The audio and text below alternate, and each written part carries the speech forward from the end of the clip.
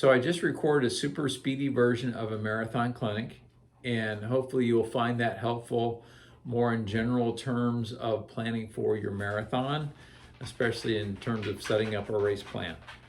This one I wanted to do specific to Boston because there's some unique things about Boston that I want you to be prepared for, to think about, to plan ahead. So Boston brings in a number of things, the travel, the hotel, certainly.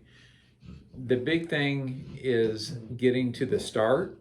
There's only a few marathons in the world that are prestigious enough that they can have the horrific logistics that they do. New York and Boston, for example, can get away with it because they're, well, New York and Boston. This year, things will be a little bit different.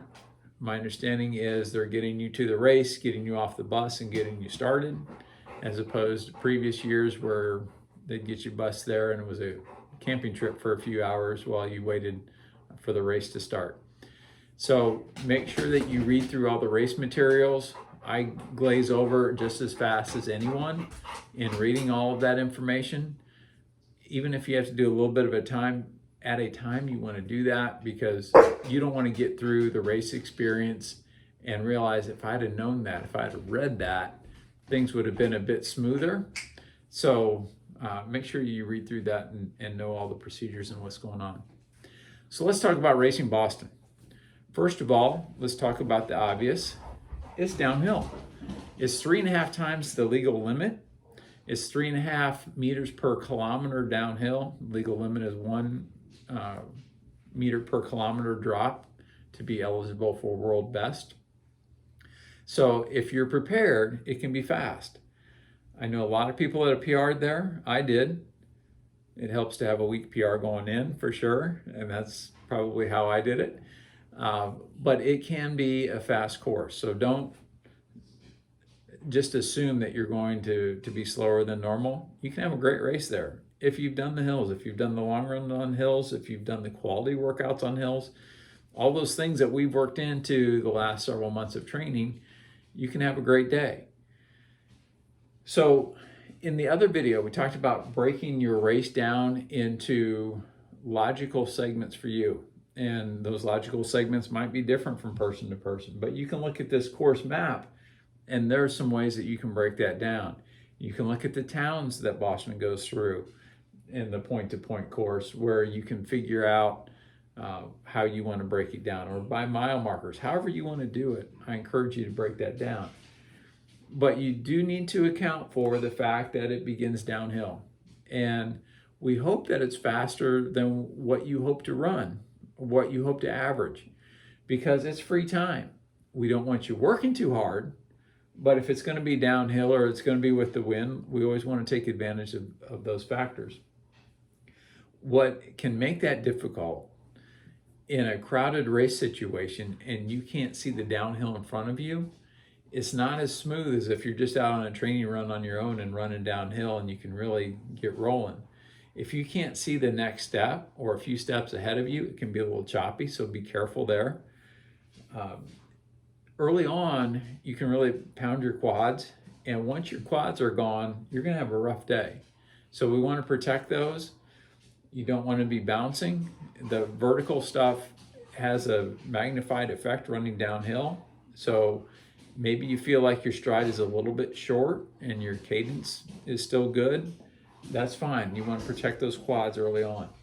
And then we get down here and, you know, it's certainly not flat. It's not Chicago or Monumental, but it certainly smooths out for a while and you can get into a nice rhythm. And somewhere around here, it'll probably start to thin out just enough where you feel real comfortable and you can get into your pace. You want to be ready for the hills because it's not that they're that bad, it's where they are. And you can see this portion of the course and it's just the timing. And none of the hills are that bad. Most people will come back and they don't even know which one is Heartbreak unless they saw a sign in the yard or somebody told them, because they all kind of run together a little bit. And none of them are anything that you're not ready for. None of them are anything bigger than what you've run. It's just you probably haven't run several miles of consecutive hills from 18 to 22 miles in your long runs, in part because we haven't done too many 22 milers and then continued going anyway. So be prepared for that. Know the course. Pull up the race on YouTube. Watch it a few times. Watch different years of it. Maybe you'll go and you'll just fast forward the video to maybe 16 miles and see how it goes from 16 to the end. Maybe you just watch the start from a couple of years and see what the splits look like. Okay? So make sure that you plan it, and in Boston, the course is going to come into planning.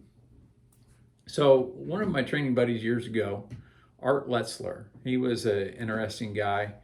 He was an offensive lineman in high school, big fella. Anytime you ran next to him, you felt like a elite runner because he was so big.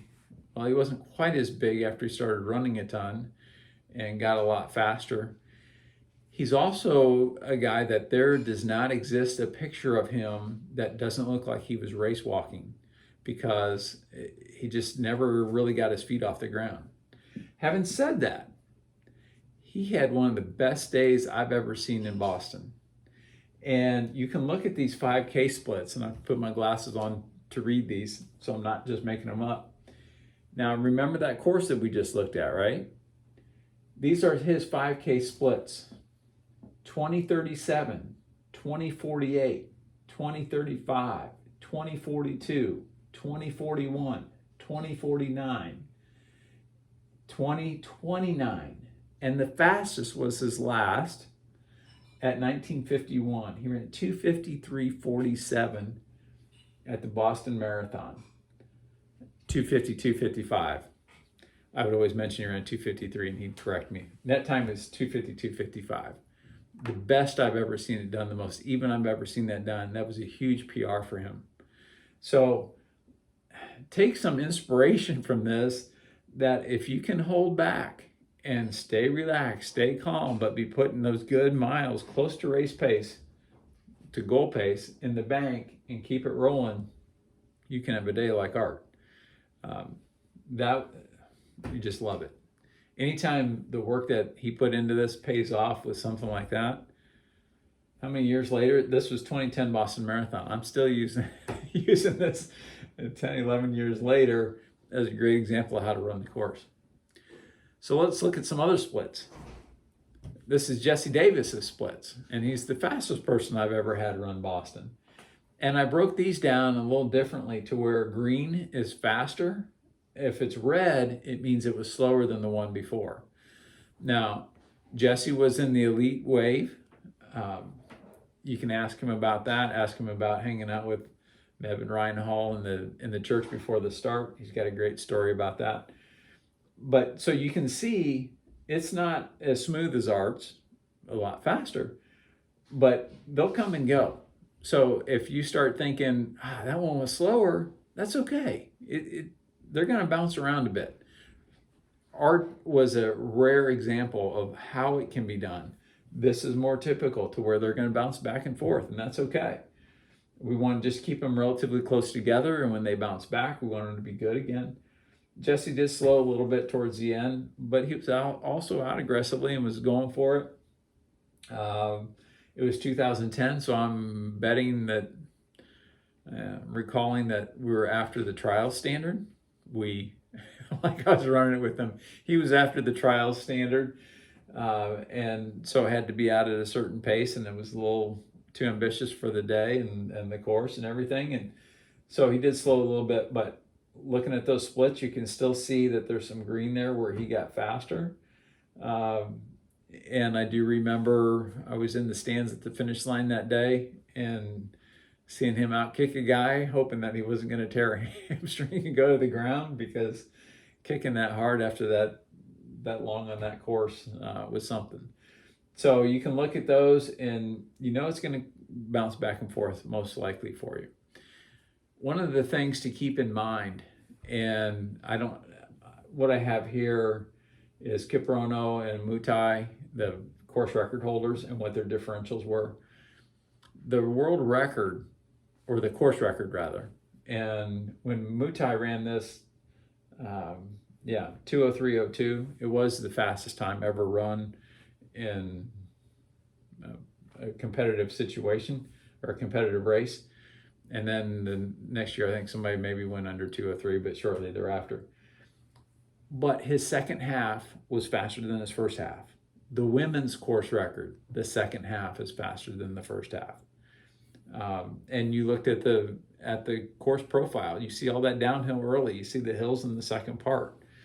So now granted, these people are typically training in altitude, they're doing more hills than we're finding in Indiana, but still it doesn't have to be bank the time. And that's really the point I'm trying to make here, is if you say, well, that first half I want to be 2 minutes faster, probably not a good idea. You know, the thing that people will say is, I'm going to bank time, because if I slow down at the end, if you bank time, you're probably guaranteeing that you're going to slow down at the end. So Boston has some unique challenges, but it also has some unique rewards. It's one that you're not soon going to forget. A couple pictures here. Bobby Humphrey was there, not in 2018 or whatever the horrendous weather was, but his was bad enough. It was cold and rainy and windy, and he said he never felt good, but ran probably the race of his life. And there's the smile to prove it. Lucy's been there a few times, and the only new picture I put on this, because again, this is a classic vintage PowerPoint, I put Brady Hall's picture on there because it was just so perfect with the American flag and hot year, and he ran pretty well given the hot conditions. So make your Boston memory. It's first, obviously it's a big deal to get there, and to go there and have a great day is something that you'll cherish forever.